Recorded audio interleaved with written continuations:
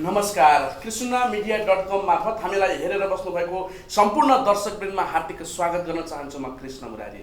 हामीले ललितपुर क्षेत्रको विभिन्न जानकारी गराउँदै आइरहेका छौँ भने ललितपुर क्षेत्रको विषयमा जिज्ञासा पनि राख्ने गरेका छौँ सम्बन्धित व्यक्तिहरूसँग। आज पनि हामीसँग एकजना ललितपुर क्षेत्रको राजनीतिक कर्मी नेताजी हुनुहुन्छ, सांसद हुनुहुन्छ प्रदेशको। म उहाँलाई परिचय गराउन चाहन्छु। ललितपुर क्षेत्र नम्बर 2 को प्रदेश सभामा उहाँ प्रतिनिधि हुनुहुन्छ माधव पौडेलज्यू। स्वागत गर्न चाहन्छु। स्वागत छ यहाँलाई। धन्यवाद। मैले अलिकति ललितपुर क्षेत्रलाई प्रसङ्ग जोडिहालेँ। बागमती प्रदेशभित्र ललितपुर समग्र जिल्लालाई, यहाँको क्षेत्रसम्म हामी फेरि आउँला, समग्र जिल्लालाई कस्तो रूपमा हेरिन्छ? ललितपुर जिल्ला बागमती प्रदेशको 13वटा जिल्ला मध्येको एउटा जिल्ला हो र अब यो प्रदेशबाट हेर्दाखेरि चाहिँ नि अरू जिल्लाभन्दा उपत्यकाको जिल्ला भएपछि अलिकति यो सम्पन्न छ कि भन्ने खालको चाहिँ ढङ्गले हेरिन्छ। तर के भनेदेखि ललितपुर जिल्लाको जो 80% भूभाग चाहिँ नि पहाडी जिल्ला भएको र यो पहाडका अरू पहाडी जिल्लाले जस्तो खालको भोगाइ भोग्नुपर्छ ललितपुर जिल्लाको त्यस्तै छ यथार्थमा। तर हेर्ने दृष्टिकोण चाहिँ नि उपत्यका अब राजधानी भन्ने खालको चाहिँ मनोविज्ञान छ। त्यसो हो भने बजेट योजना बाँडफाँड गर्ने बेलामा पनि बजेटमा हेर्दाखेरि पनि त्यसो भने यस्तो खालको पूर्वाधारको लागि यस्तो खालको बजेट किन ललितपुरलाई चाहियो र भन्ने खालको कुराहरू पनि आउँछ होला है त्यहाँ? बजेट वितरणको बारेमा यो कुरा गर्दाखेरि चाहिँ नि केन्द्र, स्थानीय तह, प्रदेश तिनटै एउटा जोडिन्छ र हाम्रो नेपालमा अहिले यो जुन संविधान लागू भएर जुन 3 तहको सरकार बन्यो त्यसपछि योजनाको वर्गीकरण चाहिँ भइरहेको अवस्था छैन। योजना कस्तो खालको योजना चाहिँ प्रदेशको हो, कस्तो खालको योजना चाहिँ स्थानीय तहको हो, कस्तो खालको योजना केन्द्रको हो भन्ने कुराहरू छैन। यो चाहिँ नि केन्द्रले नै नियम भान्ने काम गरेको छ र हामीले पनि केही कमीहरू गरेका होलाौँ। तर यथार्थमा के भनेदेखि योजनाको आकार होइन, योजनाको एउटा क्षमता कुनै न कुनै हिसाबले चाहिँ नि यो वर्गीकरणको आवश्यकता छ। यो वर्गीकरण नभएको कारणले गर्दाखेरि चाहिँ नि अब योजना वितरणमा चाहिँ यहाँले कुरा गर्नु भएको चाहिँ समग्र जिल्लालाई छुट्याउने बजेट भन्दा पनि केन्द्रले, सङ्घले, स्थानीय केन्द्रले, प्रदेशले, स्थानीय कुन कुन काम गर्ने, कस्तो खालको कुन लेभलको काम गर्ने भन्ने खालको कुरा चाहिँ अहिलेसम्म पनि क्लियर हुन सकेन। अब त्यसो हो भने त संहिताको मूल मर्म जुन छ नि त्यो अनुरूप काम हुन सकेन नि त। यो च्यालेन्ज हो र यसलाई चाहिँ नि कुनै पनि हालतमा यो नमिलाउँदाखेरि चाहिँ नि अब अहिले जसरी तपाईँले केन्द्रको चाहिँ नि गएको सालको बजेट हेर्नु हो भनेदेखि अत्यन्त सानो बजेट पनि केन्द्रले हालिरहेको छ र भौतिक निर्माणकै कुरा गर्नुहुन्छ भनेदेखि उसले डिभिजन कार्य सञ्चालन गरेर त्यो माध्यमबाट भौतिक योजनाको बजेट हालेको छ। त्यस्तै अरू अब खानेपानीको कुरा गर्नुहुन्छ भने कतिपय ललितपुरकै कतिपय उपभोक्ता समिति, खानेपानी उपभोक्ता समिति पनि केन्द्रीय मात्रामा राखिदिएको छ। यसरी यो खालको व्यवस्था यो सङ्कटकालीन को कुराले भन्ने खालको पनि छ। तर के भनेदेखि यो चाहिँ केन्द्रीय मानसिकता नभएको भन्छु म होइन। केन्द्रीय मानसिकता नगएको कारणले गर्दाखेरि चाहिँ नि उहाँहरू माथिबाट नै अब सबै कुरा सञ्चालन गर्ने मानसिकता अझै भएका त्यहाँ भएका नेता कर्मचारीबाट त्यो कुरा चाहिँ भइरहेको छ। यो हामीले राजनीतिक गर्ने व्यक्तिहरूले, नेताहरूले यो कुरा बुझ्न सकेन। सुधार गर्न आवश्यक छ। यो चाहिँ प्रवृत्तिको रूपमा आइरहेको छ होइन, धेरै थोरै अब यो प्रवृत्ति रूपमा आइरहेको छ र हामीले अहिले योजना आयोगले पनि स्पष्ट खालको कुराहरू ल्याउन सकिरहेको छैन। कस्तो तहको, कुन तहको अब योजना चाहिँ नि प्रदेश तहको हो भन्ने खालको चाहिँ नि त्यो स्पष्ट खाका चाहिँ नि आइरहेको छैन। त्यसले गर्दाखेरि अब त्यसै गरी प्रदेशमा पनि के भनेदेखि प्रदेशले पनि कुन तहको योजना चाहिँ त्यहाँ राख्ने, स्थानीय तह के हो भन्ने खालको पनि त्यो पनि प्रश्न भइरहेको छैन। र अरू कतिपय संहिता लागू भएको देशहरूमा मैले अब हेर्दाखेरि चाहिँ नि उनीहरूको चाहिँ योजनाको चाहिँ स्पष्ट वर्गीकरण, जस्तै 4 मिटरको बाटो अब एउटा स्थानीय तहले हेर्ने भनेपछि त्यो 4 मिटर अरूले नहेर्ने होइन, 10 मिटरको बाटो प्रदेशले हेर्ने भने त्यो अरूले नहेर्ने, यो खालको चाहिँ स्पष्ट गरेर राष्ट्रिय बजेटको एउटा वितरण पनि त्यसरी नै हुन्छ। हामी कहाँ बजेट वितरणको प्रणाली पनि व्यवस्थित हुन सकेको छैन। अब अहिले प्राकृतिक स्रोत वित्तीय आयोगमा हामी प्रदेश र स्थानीय तहको प्रतित्व पनि छैन। सरकारले आफ्नो केन्द्रीय सरकारले आफ्नो ढङ्गले चाहिँ नि त्यसलाई बजेटलाई वितरण गर्ने काम गरिरहेको छ होइन। कति दिनुपर्ने हो होइन, कति हामीले काम गर्नुपर्ने, यो जुन संविधानले जुन खालको राज्य शक्तिको बाँडफाँड गरेको छ त्यो राज्य शक्तिको बाँडफाँड गरे अनुसार चाहिँ त्यो एउटा बाँडफाँड गरेको कामलाई गर्नको लागि हामीलाई कति पैसा दिनुपर्छ भन्ने खालको चाहिँ कुनै आधार होइन बनेको छैन। प्रदेशको आवश्यकता कमी महसुस गरेको हो केन्द्रले? त्यस्तो चाहिँ अब नै पनि नभनिहालौँ, तर के भनेदेखि यसलाई चाहिँ नि यो हिजो भएको केन्द्रीय मानसिकतालाई चाहिँमा सुधार नआएको चाहिँ पक्कै हो। सुधार आएन। अब त्यसो भने अलिकति त्यहाँबाट ठ्याक्कै अन्तर्निहित कुरा ललितपुर क्षेत्र यहाँको प्रदेश भित्रको क्षेत्र नम्बर 2 ललितपुर क्षेत्रको यहाँको क पर्छ। यो क्षेत्रमा समग्र अब यहाँले हेर्दाखेरि पनि अब स्थानीय सरकारले गरे जस्तो पनि केन्द्रले गर्ने काम प्रदेशले गर्ने अथवा स्थानीय सरकारले गर्ने काम पनि प्रदेशले गर्ने यस्तो खालको कुराहरू पनि त्यो गोलमोटो स्थिति भइरहेछ होला सबै ठाउँमा, समग्र ठाउँमा भएको छ। अब एउटा त प्रदेशमा पनि हामीले अब एउटा के कुरा पाउन सकिरहेको छ भनेदेखि बजेट वितरणको चाहिँ नि नर्म्स के हो त होइन। त्यो चाहिँ नि अब विकासको चाहिँ नि स्तरको आधारमा होइन, एउटा विषयगत समस्याको आधारमा अथवा के आधारबाट चाहिँ वितरण गर्ने, कसले धेरै पाउने कसले थोरै पाउने, कसरी पाउने होइन, सन्तुलन कसरी मिलाउने, यस्तो खालको कुरा चाहिँ नि स्पष्ट अझै भइ नसकेको अवस्था छ। यो बिचको कुरा गरिरहँदाखेरि हामीले ललितपुर क्षेत्रलाई मैले जोड्न खोजेको यहाँको क्षेत्रमा प्रदेशको तर्फबाट कतिको बजेट आउन सक्यो, कतिको काम हुन सक्यो भन्ने खालको कुरा नि हुन्छ। स्थानीय सरकारले गर्नुपर्ने जस्तो खालको काम पनि प्रदेशले गरिरहेको हो कि? त्यसमा अब त्यो त प्रदेशबाट पनि त्यस्तै भइरहेकै छ। त्योदेखि अब यो माथिदेखि तलसम्म यो एउटा सिस्टम र अथेन्टिक सिस्टम चाहिँ नि लागू नभइसकेपछि त्यो अवस्थामा चाहिँ नि त्यही अनुसार नै अब खास गरेर यो समन्वयको अभाव पनि छ। अब विगतमा अब प्रदेशको निर्वाचन नभएको अवस्थामा समन्वय नभएको कुरा हो होइन। अब के यो एउटा के भनेदेखि हिजो स्थानीय निर्वाचन चाँडै पहिला भयो र प्रदेशको निर्वाचन अलिक पछि भयो।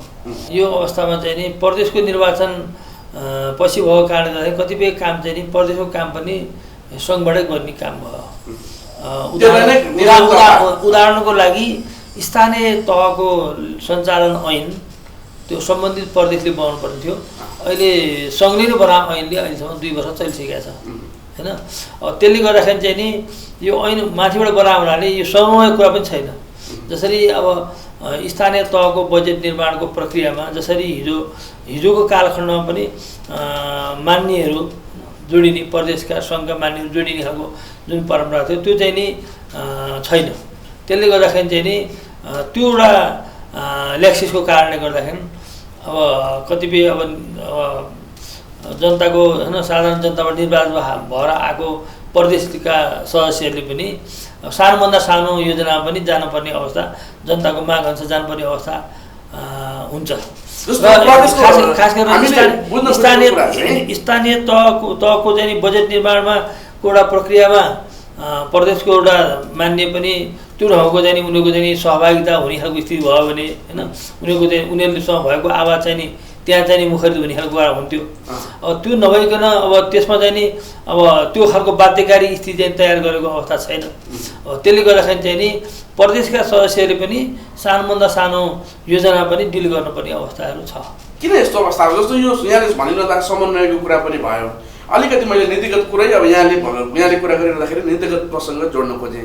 स्थानीय सङ्घ प्रदेशको एउटा समन्वय जुन विधेयक बनेको थियो नि, एउटा समन्वय गर्ने खालको जो ड्राफ्ट बनेको थियो हामीलाई थाहा थियो, त्यो पास हुन पनि सकेको छैन होइन। त्यो पास भयो, राष्ट्रिय सभा प्रदेश सभा पास भयो र राष्ट्रपति लाछा पनि लगाइसकेको छ र यो चाहिँ नि अब कार्यान्वयनको तहमा चाहिँ आइसकेको छैन। किन नआउनु? यो जस्तो जहाँ समन्वयको ग्याप छ, समन्वय बन्ने त्यो ऐन बन्यो होइन, यसलाई त्यसरी बनाऊ। ऐन बनिसकेपछि पनि कार्यान्वयनको तहमा भर्खरै यो ऐन बनेको हो, यो चाहिँ कार्यान्वयन तहमा आइसकेको कार्यविधिहरू के चाहिँ बन्नै बाँकी छ। बन्दा यहाँको कार्यकाल त सकिने भयो। यो पहिलो पटकको चाहिँ नि यस्तै कति कुरा यस्तै हुँदो रहेछ होइन। पहिलो पटकको विशेष समस्या पनि हुँदो रहेछ, ऐन पनि नयाँ बनाउनु पर्ने, कार्यविधि नयाँ बनाउनु पर्ने। अब अहिले यसपालि अझ त्यो सबभन्दा ठुलो कुरो त के छ भनेदेखि धेरै अधिकार साझा अधिकार छ स्थानीय यो सङ्घले होइन स्थानीय तहसँग जुन साझा अधिकार छ त्यो साझा अधिकारको ऐन चाहिँ नि माथिबाट बनाउनुपर्ने खालको हुन्छ। अब सङ्घले बनाउनु पर्ने हुन्छ, त्यो ऐन नबन्दाखेरि चाहिँ हाम्रो कतिपय ऐनहरू चाहिँ नि अब कार्यान्वयन हुन सकिरहेको छैन। लोकसेवाकै भन्नुहोस्, लोकसेवाको हामीले ऐन बनाइसक्यौँ तर के अरे निजामती कर्मचारीको ऐन केन्द्रबाट नभइदिएको कारणले गर्दाखेरि चाहिँ नि हामीले त्यो कर्मचारी भर्ना गर्नेदेखि लोकसेवालाई चाहिँ नि काम दिन सकिरहेको अवस्था छैन। यहाँको क्षेत्रको कुरा गरौँ न अलिकति, ललितपुर क्षेत्र यहाँको कुन कुन नगरपालिका गाउँपालिका? मेरो महालक्ष्मी नगरपालिका र ललितपुर महानगरपालिकाको 17 नम्बर वडा। 17 नम्बर वडा एउटा सुन्दाहारादेखिको उता काभ्रे को चाहिँ नि मानेन्दोबानसम्म पर्छ। यो हेर्दाखेरि यहाँले अहिलेसम्म जुन क्रियाकलाप गर्नुभयो, एउटा योजनामा काम गर्नुभयो, कतिको सन्तुष्टि छ? विकास निर्माणको जनताले चाहिँ प्रदेश संसदबाट नै विकासको अपेक्षा गर्छन् नि होइन? मलाई आफ्नो कामपछि सन्तुष्ट नै छ। विश्वास त गर्ने नै भएन, काम गरिसकेपछि विश्वास गर्ने कुरा हुन्छ। जस्तो विश्वासमा यो काम चाहिँ मैले असाध्यै राम्रो गरेँ, सन्तुष्टि छु भन्ने खालको योजनाहरू छ? धेरै छ, त्यो त केही भन्न मिल्छ? ठिक छ। खास गरेर अब हाम्रो एउटा प्रदेश चाहिँ नि कस्तो भयो भनेदेखि भर्खरै नगर स्तरमा चाहिँ नि विकास भएर गएको र यहाँ चाहिँ नि खानेपानी, ढल, बाटो नै धेरै ठुलो समस्या। अब अरू अब सहरीकरण भइसक्यो, नगरपालिकामा छुट्टै खालको समस्या। हाम्रो भर्खरै नगरपालिका घोषणा भएको नगरपालिका भएको हुनाले गर्दा हामीलाई चाहिँ नि अब यो खानेपानी, ढल, बाटोको बारेमा धेरै समस्या छ र हामी तिनै कुरामा केन्द्र भएको छौँ। शिक्षाको कुरामा पनि हामी लागिरहेका छौँ। भर्खरै हामीले एउटा यो सिडिपिटीको चाहिँ नि कलेज पनि अब स्वीकृति गरेर ल्याएका छौँ। यस्तै कुरा छ। जस्तो प्रायोरिटाइज हुन्छ नि, जस्तो यो चाहिँ फर्स्टमा यो काम चाहिँ असाध्यै राम्रो भयो यो प्रदेश स्तरको। यसपछि समग्र यहाँले भने जस्तो शिक्षा, स्वास्थ्य, ढल, खानेपानीको यावत कुरा, खानेपानीको पनि यहाँनिर चाहिँ राम्रो भयो है, जस्तो ढुङ्गिनमा राम्रो भयो या लुगोमा राम्रो भयो है, यस्तो खालको योजना छ भने भनिदिनुहोस् न। यो योजना यहाँले भनिरहँदाखेरि त्यो योजना हो कि होइन भनेर फेरि हामी फलोअप पनि गर्न सक्छौँ। दर्शकले हेरिरहनु भएको छ होइन? मेरो कारणले गर्दाखेरि मेरो प्रदेशबाट मैले खानेपानीमा सबभन्दा धेरै एउटा लगानी गर्ने खालको अवस्था छ र त्यो चाहिँ नि लुबुमा पनि भनौँ। त्यसपछि गएर अब यो नगरपालिकाको चाहिँ नि 8 नम्बर वडा, 7 नम्बर वडा, 10 नम्बर वडा होइन, अब 1 नम्बर वडा, 4 नम्बर वडा, हरेक वडामा चाहिँ 5 नम्बर वडा, हरेक वडामा चाहिँ खानेपानीको चाहिँ नि ठुल्ठुला होइन 3 नम्बर वडा ठुल्ठुलै कार्यक्रमहरू चाहिँ प्रदेशबाट भइरहेको अवस्था छ। यो बिचमा कुरा गरिरहँदाखेरि मैले अलिकति प्रसङ्ग के जोड्न खोजेको भने फेरि यहाँले अघि भने जस्तै वडा स्तरीय काम पनि प्रदेशले गर्नुपर्दो रहेछ होइन? टोल स्तरको काम पनि प्रदेशले गर्नुपर्दो रहेछ। अब यो हुन त के भनेदेखि मान्नेहरू चाहिँ नि नीति निर्माण तहमा, ऐन कानुन निर्माण तहमा नै अब काम गर्नुपर्छ भन्ने खालको आम मान्यता छ। तर के भनेदेखि अब जनताको भोट लिएर अब सामान्य जनताको भोट लिएर आएको भने नेपालको अभ्यास चाहिँ नि चाहे त्यो प्रदेशको सांसद भन्नुहोस् चाहे त्यो सङ्घको सांसद भन्नुहोस्, उनीहरूले धारा, कुलो, पानी, बाटो उनीहरूले संसदमा मागिरहेको हुन्छन्। अब त्यो नगर्दाखेरि त्यो नगरिकन ऐन कानुन मात्रै राम्रो बनाएर चाहिँ उसले चाहिँ नि जनताको जस पाउने अवस्था छैन। अब भोलि राजनीतिक रूपमा राजनीतिक चेतना अगाडि जनताको राजनीतिक चेतना त्यही ढङ्गले अगाडि बढ्यो भनेदेखि हामीले नगर्दा नै हुन्थ्यो। तर के भने जनताको राजनीतिक चेतनाको स्तरले यही काम त यहाँहरूले स्थानीय सरकारसँग समन्वय गरेर गर्न सक्नुहुन्थ्यो। प्रदेश स्तरको त्योभन्दा अलिकति अर्को अलिक व्यापक सबै कुरा चाहिँ स्थानीय तहसँग समन्वय गरेरै हुन्छ। हाम्रो सबै योजना चाहिँ हामी कार्यकारी बढी नभएको हुनाले प्रदेशको बजेट वडामा टोलमा ल्याउँदाखेरि पनि स्थानीय सरकारले यो गरेर यो गर्छौँ भन्न सकिन्छ। सबै पैसा चाहिँ नि स्थानीय तहमै जान्छ। हामीसँग कुनै कार्यकारी इकाइ छैन र हामी सबै पैसा चाहिँ नि हाम्रा सबै योजना चाहिँ नगरपालिकामा जान्छ र हामी अनुगमन मात्रै गर्छौँ। हामी समन्वय अनुगमन गर्छौँ, योजना छनौट गरेर ल्याउँछौँ। मैले राख्न खोजेको विषय चाहिँ मेकानिजम त प्रदेशको पनि स्थानीय सरकारले समन्वय गरेरै स्थानीय सरकार मार्फतै काम हुने हो, उपभोक्ता समिति होला के होला। मैले भन्न खोजेको चाहिँ ल यो खालको जनताको माग आएको छ, यो चाहिँ नगरपालिकाले गर अथवा यहाँ नगरपालिका कार्यपालिका भन्न सक्नुहुन्छ होइन, अथवा मेयरले भन्न सक्नुहुन्छ होला। तर प्रदेशमा चाहिँ हामी अलिकति ठुलो बजेटको अलिकति एक ढिक्काको काम गर्छौँ, हामी चाहिँ यो गर्छौँ भन्ने खालको त्यस्तो पनि छ किनभने हामीले नगरपालिका चाहिँ एउटा गुनासो पनि मैले राख्ने नगरपालिका चाहिँ के गुनासो छ भन्ने आरोप छ भने धेरै जस्तो चाहिँ आफ्नो कार्यकर्ताहरूलाई केही बजेट दिनका लागि, केही कार्यक्रम दिनका लागि र त्यहाँको यसो जनताको भोट पछिका लागि पनि राजनीति गर्नका लागि चाहिन्छ भनेर त आफ्नो मान्छेले उपभोक्ता समिति फिक्स गर्ने, नगरपालिकासँग समन्वय गरेर गरिदिने, त्यो कारणले पनि समन्वय हुन सक्छ। मानिएको मान्छे भन्ने कुरा होइन, नगरवासी नै हो होइन। त्यस कारणले के भनेदेखि नगरवासीलाई नै दिने हो र नगरपालिकासँग मिलेर नगरपालिकाले आधी पैसा हाल्ने र प्रदेशले आधी पैसा हाल्ने योजना पनि हामीले सञ्चालन गरेका छौँ होइन। त्यो ढङ्गले सञ्चालन गरेका छौँ। जहाँसम्म के हामीले चाहिँ के सोचेको छ भने नगरपालिकाले अब आफ्नो स्रोत साधनबाट चाहिँ नि जति खर्च गर्यो, जहाँ खर्च गर्यो, त्यो ग्याप भएको नपुगेको ठाउँमा चाहिँ हामीले त्यहाँ पुर्याउने गरेका छौँ। नगरपालिकामा त्यो दोहोरोपना चाहिँ हामीले गरेका छैनौँ। नगरपालिकाले होइन जहाँ उसले हाल्यो होइन, उसलाई पनि अब सबै पर्याप्त साधन छैन, उसले चाहिँ नि नसकेको ठाउँमा चाहिँ हामीले मान्यको तर्फबाट हाल्ने खालको काम गरेका छौँ। उपभोक्ता समिति गठन गर्दाखेरि कहिलेकाहीँ चाहिँ राजनीतिक रूपमा यहाँ नेकपाको तर्फबाट हुनुहुन्छ, जनप्रतिनिधि हुनुहुन्छ, त्यही पनि मैले पार्टी जोड्न, जनप्रतिनिधिले पार्टी जोड्दाखेरि मलाई पनि अप्ठ्यारो हुन्छ। तर नेपालको प्रवृत्ति हेर्दाखेरि चाहिँ आफ्नो कार्यकर्तालाई उपभोक्ता समितिमा राख्ने खालको चेन पनि छ नि, यो यावत छ नि। तपाईँ राम्रै कुरा उठाउनुभयो किनभने हामीले चाहिँ नि हाम्रो महालक्ष्मी नगरपालिका यस्तो नगरपालिका हो जसले चाहिँ के भने यो समस्या हल गरेका छ। अब उसले चाहिँ के भनेदेखि उपभोक्ता समिति नै अब हाम्रो यहाँ बन्दैन, त्यहाँ चाहिँ के भनेदेखि टोल सुधार समिति भनेर बनाएको छ होइन, टोल विकास संस्था भनेर बनाएको छ। टोल विकास संस्था भएर अब नगरपालिकाको ऐन अनुसार चाहिँ त्यो गठन हुन्छ। गठन भएपछि कुनै एरियामा त्यो गठन भएपछि अब त्यहाँ त्यो इलाकामा जाने योजना उसले सञ्चालन गर्छ। त्यस कारण उपभोक्ता समितिको समस्यामा मेरो क्षेत्रमा चाहिँ त्यति धेरै छैन। हजुर, दर्शकवृन्द कृष्णमीडिया.com मार्फत हामीलाई हेरिरहनु भएको छ, फेसबुकमा हेरिरहनु भएको छ, युट्युबमा हेरिरहनु भएको छ र हाम्रो कृष्णमीडिया.com खोलेर यो भिडियो हेरिरहनु भएको छ भने अहिले तपाईँ हेर्दै हुनुहुन्छ ललितपुर क्षेत्र नम्बर 2 कको तर्फबाट बागमती प्रदेशका सांसद हुनुहुन्छ माधव पौडेलज्यूसँग हामी कुराकानी गरिरहेका छौँ। समग्र प्रदेशको कुरा सँगसँगै ललितपुर क्षेत्र, उहाँको क्षेत्रभित्र विकासका कुरा के भइरहेको छन् भन्ने विषयमा हामी जानकारी लिइरहेका छौँ। कार्यक्रममा पालो भएको छ विश्रामपछि पुनः उपस्थित हुनेछौँ।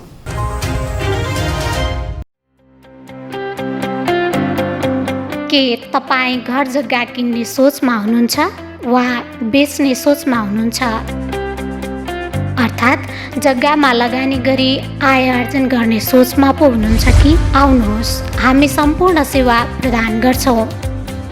हाम्रा सेवाहरू हरेक प्रकारका कानुनी लिखत मस्यौदा एवं रजिस्ट्रेसन पास, नामसारी, छुट जग्गा दर्ता, घर जग्गा खरिद बिक्री, नाप जाँच, गुठी संस्था, भूमि सुधार कार्यालय, अड्डा अदालतसँग सम्बन्धित सम्पूर्ण कामका लागि, विश्वसनीय सेवाका लागि फ्लोरा सर्भिस प्राली ललितपुरलाई सम्झनुहोस्।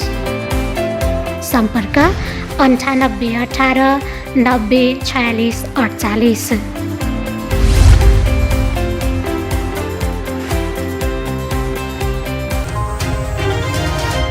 विश्रामपछि पुनः स्वागत गर्न चाहन्छु। दर्शकवृन्द कृष्णमीडिया.com मार्फत हामीलाई हेरिरहनु भएको छ। आज हामीसँग बागमती प्रदेशका सांसद हुनुहुन्छ ललितपुर क्षेत्र नम्बर 2 कको तर्फबाट माधव पौडेलज्यू, म पुनः स्वागत गर्न चाहन्छु यहाँलाई। यो कुरा गरिरहँदाखेरि नि अब त्यसो हो भने यहाँले जति पनि यो विकास निर्माणको काम गरिरहनु भएको छ, अझ फेरि गर्ने प्रोसेसमा हुनुहुन्छ, यो अहिले 77-78 को लागि यहाँको विशेष प्याकेज हुन्छ नि, यो योजना चाहिँ एकदम गौरव गर्ने योजना हो भन्ने खालको के छ? अब यो वर्षको चाहिँ नि अब मैले वार्कुको चोकमा चाहिँ नि एउटा सार्वजनिक शौचालयको निर्माण गर्ने खालको मानव रकम छुट्याएको छु। त्यो चाहिँ नि अब अति आवश्यक, त्यहाँ अब धेरै जनता उपस्थित हुने र त्यहाँ सार्वजनिक शौचालय नभएको हुनाले त्यसमा चाहिँ मैले अब लगानी गरेको छु। अब त्यसै गरी के भनेदेखि यो लाँक्री भन्ज्याङ होइन को बाटो जो चाहिँ नि अब काभ्रेसम्म जोडिने खालको लाँक्री भन्ज्याङको बाटोलाई पनि हामीले फोकस गरेर त्यसलाई पनि हामीले पैसा लगानी गरेका छौँ। त्यसपछि गएर पर्यटनको क्षेत्रमा पनि हामीले होइन पर्यटन विकास क्षेत्रमा हामीले लगानी गरेका छौँ। त्यसको साथसाथै खानेपानीमा हामीले अधिकांश वडामा होइन, जस्तै 2 नम्बर वडामा पनि हामीले यसपालि नै हालेका छौँ। त्यसपछि गएर 5 नम्बरमा हामीले यसपालि नै हालेका छौँ। अब त्यसै गरी हामीले यो 17 नम्बर वडा जहाँ चाहिँ ठुलो योजना चाहिँ 2 करोडको योजना हामीले त्यहाँ हालेका छौँ।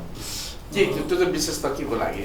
विशेष त त्यो क्षेत्रको चाहिँ त्यो भेगको खानेपानी एकदम ठुलो समस्या, त्यसलाई चाहिँ नि अब प्रदेशकै तर्फबाट सम्पूर्ण उपभोक्ता समितिले पनि बिहोर्न नपर्ने गरी त्यसमा लगानी गरेर मेलम्ची आयो भने त्यो क्षेत्रमा त प्रभाव त पार्छ नि होइन?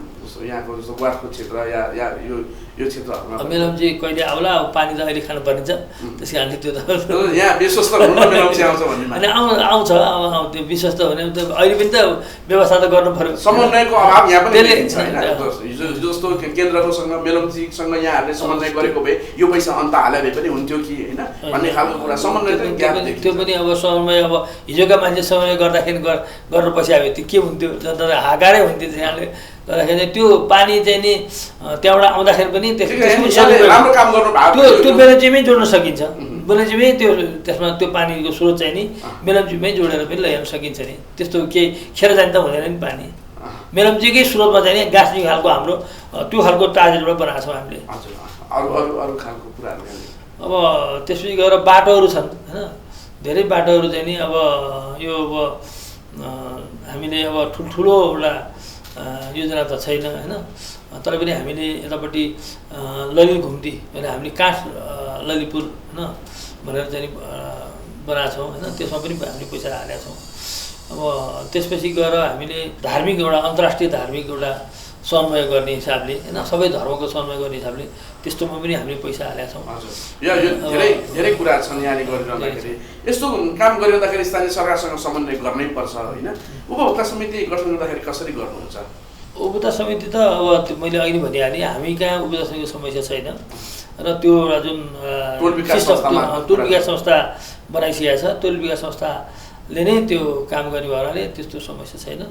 कुनै अब अहिलेसम्म मेरो योजनामा कुनै त्यस्तो समस्या भयो। कहिलेकाहीँ तपाईँ अनुगमन गर्न जाँदाखेरि यो काम चाहिँ भएन भनेर यहाँहरूले त्यो कहिलेकाहीँ गुनासो राख्ने गर्नु भएको छ, कहिले सच्याउने होइन यो यसो गर भनेर यहाँले भन्ने खालको अनुभव पनि छ यहाँलाई?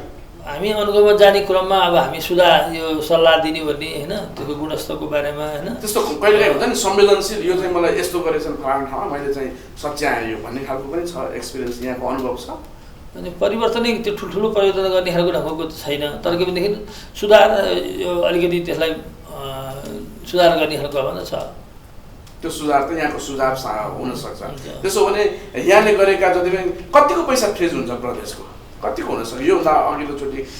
यो अलिक कोभिडले गर्दाखेरि त अलिकति फ्रिजमा गयो होइन, जस्तै अब स्वास्थ्यमा मैले हालेको थिएँ 50 लाख रुपियाँ, सामुदायिक स्वास्थ्यमा हालेको थिएँ सिद्धिपुरमा, त्यो चाहिँ फ्रिजमा गयो। स्वास्थ्यकै कोभिडको कारणले त झन् स्वास्थ्यको त्यो युज प्रयोग हुनुपर्ने त्यो अब त्यो विधिले पुगेर हुनु न। अब यहाँले विधिको कुरा गरिरहँदाखेरि कहिलेकाहीँ चाहिँ विधि र प्रक्रिया भनिरहँदाखेरि जनताको काम हुन सक्दैन नि, यो दोष कसलाई दिने? दोष त अब विधि बनाउने खालको चाहिँ हामी नै हो होइन, तर पनि अब हामीले त ऐन बनाउँछौँ, ऐन बनाइसकेपछि त्यसको कार्यविधि चाहिँ नि सरकारले बनाउँछ। सरकारको बेलामा अब त्यो खालको नीति नभएको कारणले गर्दाखेरि पनि समस्या हुन्छ। त्यसो हो भने यो विधि प्रक्रियाले गर्दाखेरि जनताको इच्छा मर्छ नि। जस्तो यहाँसँग मैले किन नीतिगत कुरा पनि भने यहाँ पुरानो राजनीतिज्ञ पनि हुनुहुन्छ, कुनै बेला जिल्लामै हाँक्नु भएको थियो होइन, अहिले र त्यो ताकाको कुरा सुनिरहँदाखेरि, त्यो ताकाको अनुभव गरिरहँदाखेरि, त्यो ताका सुनिरहँदाखेरि अनुभव गरिरहँदाखेरि यहाँलाई फरक के लाग्छ? यो राजनीतिक परिवर्तन, यो स्थानीय सरकार, यहाँ त झन् स्थानीय सरकारको मैले त विज्ञ पनि भन्न चाहन्छु यहाँलाई, किनभने स्थानीय सरकारसँग धेरै अनुभव गर्नु भएको छ होइन, के लाग्छ यहाँलाई? होइन अहिले पनि के भनेदेखि अब सबै कार्यान्वयन तहमा त हामी कर्मचारीकै भर पर्ने कुरा हो होइन। कर्मचारी जबसम्म प्रदेशको आफ्नो कर्मचारी हुँदैन तबसम्म हामीले आफ्नो काम चाहिँ नि स्मुथली ल्याउन सक्दैनौँ। र अहिले चाहिँ नि अब केन्द्रकै खट्न होइन, उसले मन लागेको बेलामा पठाउने, मन लागेको बेलामा सरह गर्ने खालको कुराहरू गरिरहेको छ। यसले गर्दाखेरि पनि कतिपय प्रक्रियागत कुरामा चाहिँ नि त्यस्ता खालको पनि कुराले पनि असर गरेको छ। कतिपय कुरा चाहिँ अब हामीले हाम्रो सरकारको गम्भीरता को कमीले गर्दाखेरि पनि होला, तर कतिपय कुरा कर्मचारीको कारणले पनि यी कुरा चाहिँ भइरहेको छ। कर्मचारी तन्त्रमा कतिको फरक परेको छ, मनमा कतिको फरक परेको छ? सरकार प्रदेश अनि केन्द्रीकृत हुने खालको अझै पनि त्यो मानसपटलबाट हटेको छैन। कर्मचारी तन्त्रमा चाहिँ कतिको देख्नुहुन्छ त्यस्तो खालको प्रवृत्ति? कर्मचारी तन्त्रमा चाहिँ नि अब त्यो खालको चाहिँ नि अब त्यो मानसिकता चाहिँ नि अब त्यति राम्रो ढङ्गले हटिसकेको छैन। किनभने अब अहिले त धेरै ठाउँमा जस्तै अब तपाईँको अब नगरपालिकाको चाहिँ नि कार्यकारी चाहिँ नि केन्द्रको मार्फत हुन्छ होइन, उसको मानसिकता पनि केन्द्रीय नै अब हुने खालको भइहाल्यो। ऊ अब त्यस्तै अप्ठ्यारो पर्दाखेरि त उसले त केन्द्रकै वकाल गर्ने खालको कुराहरू हुन्छ। अहिले धेरै कुराहरू चाहिँ नमिलाउनु पनि बाँकी छ। हाम्रो एउटा दावा के हो भनेदेखि यो एउटा केन्द्रको मार्फत हुनु हुँदैन, नगरपालिकाहरूको कार्यकारी चाहिँ नि अब प्रदेशको मार्फत हुनुपर्छ, जसले गर्दाखेरि चाहिँ नि उनीहरू चाहिँ नि स्थानीय तहमा चाहिँ उनीहरू अलिकति केन्द्रित भएर जान सक्छन्। केन्द्रको मार्फत भएपछि चाहिँ नि कतिपय भोलि गएर मुद्दा अब भोलि अब अहिले त एउटा हामी सङ्कटकालको अवस्था छौँ, भोलि गएर केन्द्रसँग पनि एउटा लड्न जुझ्न पनि मुद्दा आउला स्थानीय तहबाट प्रदेशबाट। त्यो अवस्थामा त उसले चाहिँ अब हाम्रो वकाल गर्ने खालको अवस्था हुँदैन। यहाँ ललितपुर क्षेत्र नम्बर 2 कको तर्फबाट प्रदेशमा प्रतिनिधित्व गरिरहनु भएको छ। जनता कतिको सन्तुष्टि छन् जस्तो लाग्छ? यहाँ सन्तुष्ट हुनुहुन्छ, तर जनता महत्त्वपूर्ण कुरा हो नि। यहाँको जनता, यहाँको पार्टीको मात्र नभनौँ, समग्र जनता कहिलेकाहीँ त के हुन्छ भने स्थानीय जनप्रतिनिधिहरूसँग आफ्नो दलको कार्यकर्ता जस्ता देखिने हुन्छ नि, जो झन्डै बोकेर नि उहाँहरू चाहिँ एकदम खुसी जस्तो देखिने, सामाजिक सञ्जालहरूमा पनि व्यापक लेख्ने, तर जुन विपरीत पार्टीका व्यक्तिहरू हुन्छ नि उहाँहरू पनि जनता हो, तर उहाँहरू चाहिँ विरोधी गरिराख्ने यस्तो खालको ट्रेन्ड पनि छ।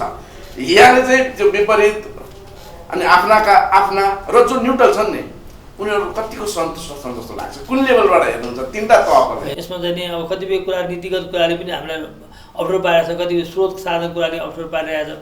हामी प्रयत्नरत छौँ होइन, तर के भनेदेखि जनताले हामीले अब जनतालाई सन्तुष्टै हुने गरेर चाहिँ हामीले अहिले त्यो कुरा चाहिँ गरिसकेको अवस्था छैन। यहाँ सन्तुष्ट हुनुहुन्छ, जनता सन्तुष्ट छैन? होइन, मैले अब आफूले गरेका कामप्रति सन्तुष्ट भन्ने खालको भने, तर जनताले अब के अपेक्षा गरेका थिएँ भन्ने खालकोमा चाहिँ नि अपेक्षाकृत जनताको अपेक्षा चाहिँ पुरा भइसकेको अवस्था छैन। के अपेक्षा गर्दछ जनताको त उनीहरूको सुखी जीवन नै हो होइन, सुखी हुने, आफ्नो स्वास्थ्य शिक्षा होइन, अब आफ्नो जम्मै एउटा व्यवहारिक काम चाहिँ सहज ढङ्गले गर्न सक्ने खालको आमदानी, सुखी समृद्धि जुन हाम्रो छ नि नारा प्रधानमन्त्रीले राख्नु भएको सुखी नेपाली समृद्ध नेपाल, यो नारा पुरा हुन सकेको छैन होइन। त्यो यस्तो नि त्यो पनि अब कस्तो हुँदछ भने त्यसको चाहिँ नि नाप्ने खालको चाहिँ कुनै मेसिन पनि हुँदो रहेछ होइन। यति यो चाहिँ नि तत्काल चाहिँ नि अब हिजोको आज बत्तीको स्विच बाले जस्तो पनि हुँदो रहेछ होइन। विभिन्न कार्यक्रमबाट त्यो अगाडि बढ्दै गएको अवस्था हो होइन। त्यसमा सुरुवात भएको छ होइन। गति होइन, गतिमा चाहिँ जुन गतिमा चाहिँ जानुपर्ने थियो त्यो गतिमा जान सकिरहेको छैन। के कारण होला? अलिकति त्यतातिर पनि जाउँ न। यहाँले कारण त अब होला नि त। कारण अब यो नयाँ व्यवस्था चाहिँ स्थापित गर्नुपर्ने संहिता त हामीले भर्खर लागू गऱ्यौँ। अब अहिले त धेरै ऐन कानुनमा पनि केन्द्र हुनुपर्ने खालको कुराहरू छ। अब यो कोभिडले पनि अब कतिपय कुरालाई अहिले झन्डै 1 वर्ष त यसले पनि असर गर्न थालिसक्यो। अब यी विभिन्न कुराहरू छ। तर यो बाना देखाउँदैमा जनताले त फेरि पत्याउनेवाला छैन। जसरी जुनसुकै अवस्थामा पनि हामीले गर्नुपर्छ भन्ने खालको अपेक्षा पनि छ होला। कुनै बाहना पनि होइन, यो यथार्थै हो होइन। यथार्थ हो के भनेदेखि हिजोको सरकारले कतिपय कारणले विकास रोक्यो, हामी विश्वस्त छौँ। तर कोभिडमै पनि समस्या छ नि त। कोभिडको व्यवस्थापन गर्न नसक्ने कुरा। नेपालको संविधान चाहिँ नि 72 मा लागू भयो होइन। 2072 मा 72 मा लागू भइसकेपछि छिटो कानुन बन्नुपर्ने थियो होइन। गएको सरकारले त्यो बेला कानुन नै बनाइदिएन। कति किन बनाएन? त्यो त तत्कालको सरकारले जानुहोस् होइन। अब यो सरकार आइसकेपछि नि अब बेसी चाहिँ नि कानुन बनाउनु पर्ने, नीति निर्माण गर्नुपर्ने खालको तह पनि अलिकति बेसी केन्द्र हुनुपर्ने खालको स्थिति आयो। पहिलाको सरकारले हामीलाई भार पार्दियो भन्न खोज्नु भएको। यहाँ सरकार भार पार्दियो भन्दाखेरि चाहिँ यथार्थ कुरा हो भने यो सबैको यथार्थ हो नि त। कानुन चाहिँ बनेन। संविधान तपाईँले 72 पहिलाको सरकारले काम गरेन भन्ने खालको चुनावको बेला पनि नेकपाले त भनेकै थियो होइन। अब काम गर्यो भने काम गर्न सकेनौँ भन्दाखेरि सरकारलाई जनताले पत्याउनेवाला छैन। काम गर्यो गएन भन्ने खालको कुरा चाहिँ नि अर्को विषय भयो। तर के भनेदेखि यथार्थ कुरा चाहिँ के हो भनेदेखि तत्काल जुन एउटा ऐन बनाउनु पर्ने थियो त्यो ऐनहरू चाहिँ नि छिटो भएन। त्यो ऐन छिटो नभएको कारणले गर्दाखेरि पनि कतिपय काम चाहिँ नि अब छिटो हुन सकेन। कति कुराहरू चाहिँ ऐन किन रोकिँदो रहेछ भने हामीले यसो अनुभव गर्दाखेरि सञ्चारकर्मीको नाताले पनि त्यो ऐन बनायो भने त हाम्रो संविधानमा त नियमसङ्गत कानुनी रूपमा त्यो अधिकार त हामीबाट खोसिन्छ। केन्द्रले पनि ऐन बनाइदियो भने त किनभने संहिताको मूल मर्मअनुसार ऐन बनाउनु पर्यो, कार्यविधि बनाउनु पर्यो, ऐन बनाउनु पर्यो। त्यो बनायो नबनाएर ढिला गरिदियो भने केही चलाइरहन पाइन्छ भन्ने खालको पनि देखिन्छ। यहाँ अनुभव गर्नु भएको छ यस्तो कुराहरू? त्यो त के हो उहाँहरू जान्नुहोस्, त्यसमा मसिनो मेला छ। तर पनि प्रदेशमा बसेर ऐन ढिला गर्नुको कारण अनि केन्द्रीकृत मनस्थिति भएको कारणले गर्दाखेरि यतिको यहाँले चाहिँ मैले जुन कुरा राखेँ यहाँ यसमा कतिको सहमत हुनुहुन्छ? अब त्यो पनि कतिपय कुरा चाहिँ नि अब केन्द्रको ऐन बनिसकेपछि केन्द्रको अधिकार प्रदेशमा जाने कुरामा पनि अब प्रदेशले सङ्घले ढिला गरेर त्यो अधिकार चाहिँ उनीहरूले नै इन्जोय गरिरहेको अवस्था पनि छ। कति कुरामा सहमत हुनुहुन्छ मैले? प्रदेशले फेरि स्थानीय सरकारलाई पनि त्यो गरेको हुनसक्छ नि। यहाँ त माथिकोले तललाई केही न केही छेकबार गर्ने अधिकार आफूले नै भन्ने प्रदेशको पनि धेरै अब अनि ऐन हामीले सबै बनाइसकेका छैनौँ। ऐन बनायो भने हाम्रो प्रदेशको अधिकार स्थानीय सरकारमा जान्छ कि भन्ने पनि डर होला नि? होइन, त्यस्तो चाहिँ डर चाहिँ छैन। तर के भनेदेखि क्रमिक रूपमा चाहिँ हामीले तुलनात्मक रूपमा हामीले धेरै ऐन चाहिँ यो थोरै समयमा पास गरिसकेका छौँ होइन। 50 भन्दा बढी ऐन चाहिँ हामीले पास गरिसकेका छौँ। यो यति थोरै समयमा चाहिँ नि धेरै ऐन पास गर्नु ठुलो कुरा हो। तर पनि हाम्रो अहिले पनि कतिपय ऐनहरू पास भएको छैन। हजुर, सरकारको कार्यकुशलताको कुरा गरिरहँदाखेरि बागमती प्रदेशको सरकारको कुरा गरौँ न। बागमती प्रदेशको सरकार कतिको त्यो सक्षम भयो जनताको अपेक्षा पुरा गर्न भन्ने खालको यहाँले कसरी हेरिरहनु भएको छ? पहिलो कुरो त के भनेदेखि केन्द्रसँग जुन ढङ्गले आफ्नो चाहिँ नि संविधानले दिएको अधिकार चाहिँ नि स्थापित गराउने खालको हो त्यो कुरामा चाहिँ नि अब अलि त्यति धेरै अब सक्षम भयो जस्तो लाग्दैन होइन। त्यसमा चाहिँ जुन खालको चाहिँ नि दबाब दिनुपर्ने, जुन खालको चाहिँ नि जुझाइ हुनुपर्ने त्यो चाहिँ नि कमजोर नै छ जस्तो मलाई लागिरहेको छ। के कारणले त्यस्तो? कारण त उहाँहरूलाई सोध्नु पर्यो नि। मैले होइन, मैले त मेरो कुरा भन्ने होइन, मैले लागेको कुरा भन्ने भयो नि त होइन। मलाई के लागेको छ भने उहाँले संविधानले दिएको अधिकार चाहिँ नि केन्द्रबाट छिनेर लिने यो लिने कुरामा चाहिँ नि जति जुन खालको सशक्त लडाइँ गर्नु पर्थ्यो त्यो लडाइँमा चाहिँ नि कमजोर देखियो भने मैले अनुरोध गरेँ। यो किन भन्ने कुरा त उहाँले व्यवस्थाको कारणले हो या व्यक्तित्वको कारणले हो? जिम्मा लिने सरकार व्यक्तिले हो नि। सरकारको जस्तो मैले भन्न खोजेको कानुन त उहाँहरू तल पर्ने कारण हो र प्रदेश होइन। भनेपछि व्यक्ति लोयल भएको कारणले हो? व्यक्ति सरकारको नेतृत्व, सरकार त एउटा प्रणाली भयो नि त, व्यक्ति त्यसको फरक हुन सक्छ नि त। त्यसकारण सरकार सक्षम छ, सरकारको व्यवस्था सक्षम छ, व्यक्ति चाहिँ सक्षम भयो सरकार नेतृत्व गर्ने अधिकार व्यवस्थित छ। त्यो अधिकार चाहिँ जम्मै आएन कि आउन सकेन। त्यो व्यवहार तान्ने हो कि सिस्टमले तान्ने हो त्यस्तो फरक। मैले यो किन राखेको भने हाम्रो नेताज्यू हाम्रो प्रदेशको जुन प्रतिनिधि हुनुहुन्छ उहाँहरूको अनुभव के छ? उहाँहरूको अनुभव नै हामीले किनभने प्रदेशमा के भइरहेछ भन्ने कुरा साधारण जनताले नागरिकले बुझ्दैनन्। त्यसको प्रतिनिधि सबै सूचना भनेको यहाँ हुनुहुन्छ। यो क्षेत्रको विशेषता ललितपुर क्षेत्रसँग पनि जोडेको, किनभने ललितपुर क्षेत्रको कुनै बेला यहाँ जिल्लाले पनि हाँकेर बसिराख्नु भएको व्यक्ति। त्यो कारणले गर्दाखेरि मैले हाम्रो जनप्रतिनिधि भनेको यहाँले प्रदेशको कुरा गरिरहँदाखेरि व्यवस्था ठुलो कि व्यक्ति ठुलो, व्यवस्थाले आएन कि व्यक्तिको कारणले आएन, व्यवस्था तगडा भएन कि व्यक्ति तगडा भएन, नेतृत्व तगडा भएन भन्ने खालको प्रश्न लागिरहँदाखेरि समग्रमा यहाँले भनेको व्यवस्था सही छ, हाम्रो संविधानमा लेखेका कुराहरू कानुनहरू सबै ठिक छन्, बुलन्द छ, तर व्यक्तिगत कारणले ल्याउन सकेन, आउन सकेन, दिएनन्, लिन सकेन भन्ने खालको कुरा मैले यसरी बुझेँ।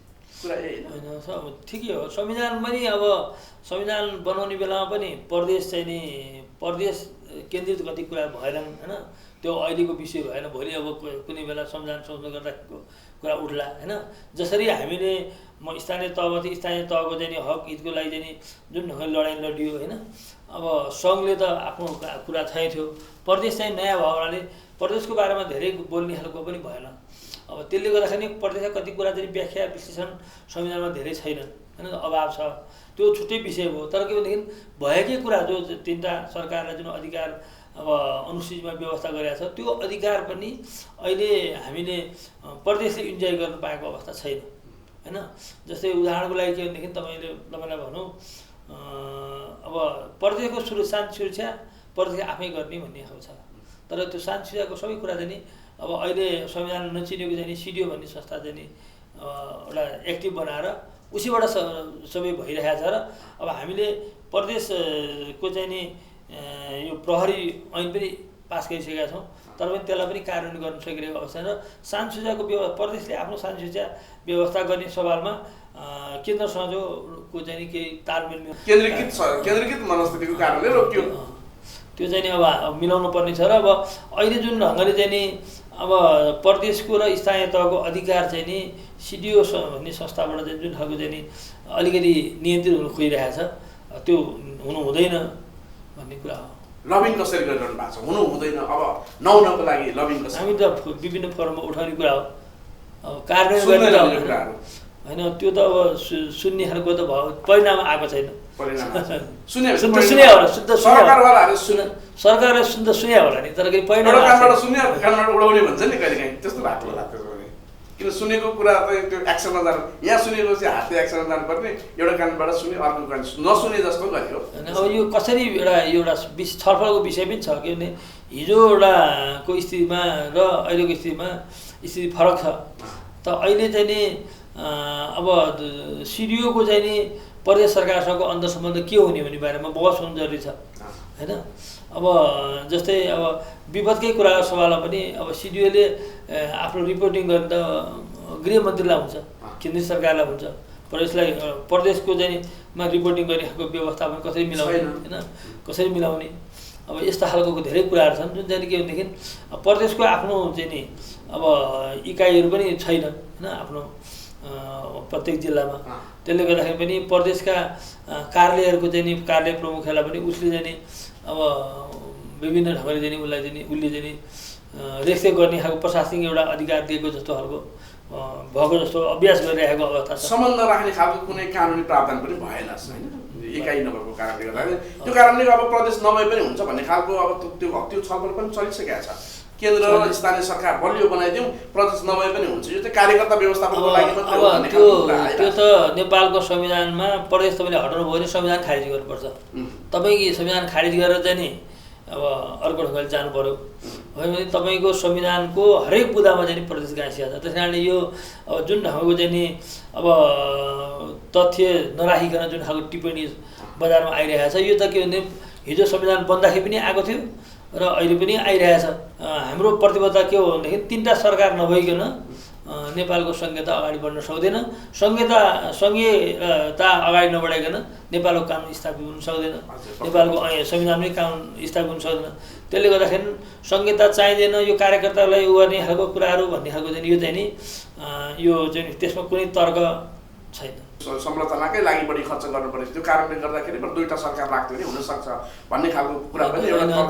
त्यसो हुँदाखेरि त निरङ्कुशतामै जानु पर्यो प्रधानमन्त्री, किन संसदले प्रदेश भएन भने निरङ्कुशता आउँछ त होइन। किनभने यो त के भनेदेखि अब धेरै खर्च हुन्छ भने खर्चिलै व्यवस्था हो। तैपनि हामीले के भनेदेखि नेपालको एउटा कन्टेक्समा चाहिँ नि यसबाट नै नेपाल चाहिँ समृद्ध गर्न सकिन्छ भने हाम्रो कन्भिन्सिङ हो नि त। हामीले त्यो ढङ्गले संविधान बनायौँ। त्यसले गर्दाखेरि के भनेदेखि हामी खर्चको कुराहरू मात्रै गाँसेर चाहिँ नि अनि अरू जम्मै कुरा चाहिँ त्यहाँबाट भएका कुरालाई ओजेलमा पार्छौँ भनेदेखि त्यसको कुनै अर्थ हुँदैन। खर्च भए पनि उपलब्धि छ भन्नु खोज्नु भएको। उपलब्धि छ होइन, त्यस कारणले हामी संविधानमा सङ्घीय संविधान बनायौँ नि त होइन। अब नेपालको लागि आवश्यक भयो हुनाले सङ्घीय संविधान बनायौँ। त्यसलाई चाहिँ के भनेदेखि अब खर्चसँग गाँसेर चाहिँ नि यो खर्च त हुन्छ भने त हामीलाई हिजै थाहा थियो नि होइन, त्यहाँ खर्च हुन्छ होइन। अब निरङ्कुशताको एउटा निरङ्कुश सरकारमा मान्य नराख्ने हो होइन, कुनै तह नै नराख्ने हो भने त सोझै एक ठाउँबाट शासन गऱ्यो त खर्च कम हुन्छ नि, तर जनताको आवाज त त्यहाँ पुग्दैन।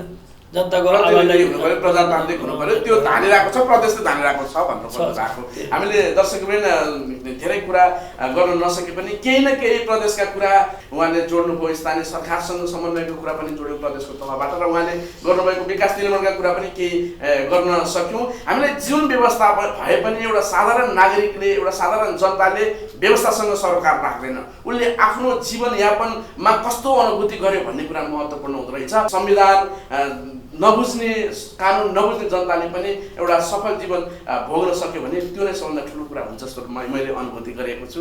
आफ्नो व्यस्त समयको बावजुद यहाँ हेटौँडा जानुपर्ने थियो होइन, हामीले रोकेर यसरी हाम्रो हामी मार्फत दर्शकको धेरै जिज्ञासा पनि मेटिदिनु भएको छ, जानकारी दिनुभएको छ, धन्यवाद दिन चाहन्छु। धन्यवाद।